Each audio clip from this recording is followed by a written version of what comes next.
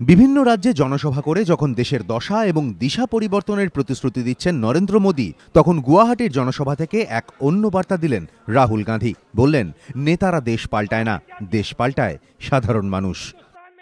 नेता यहाँ आते हैं और कहते हैं भैया हिंदुस्तान को बदल देंगे, दुनिया को बदल देंगे। नेता दुनिया को नहीं बदलता है, जनता दुनिया को बदलती है। দলের ছাত্র যুব সংগঠনে সাংগঠনিক নির্বাচন করা কিংবা বাছাই করা কিছু লোকসভা কেন্দ্রে প্রার্থী নির্বাচনের ভার দলীয় কর্মী সমর্থকদের ওপর ছেড়ে দিয়ে ইতিমধ্যেই নতুন কিছু করার চেষ্টা করছেন রাহুল। এদিন সেই ধারা অব্যাহত রাখার ইঙ্গিত দিয়েই তাঁর বক্তব্য, কংগ্রেসেও পরিবর্তন প্রয়োজন।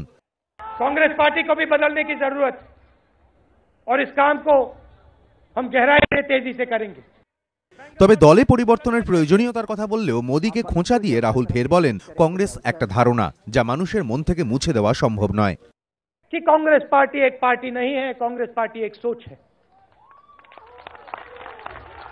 60 বছরে কংগ্রেসের কাজ নিয়ে মোদীর করা কটাক্ষের জবাবও এদিন দেন রাহুল গান্ধী।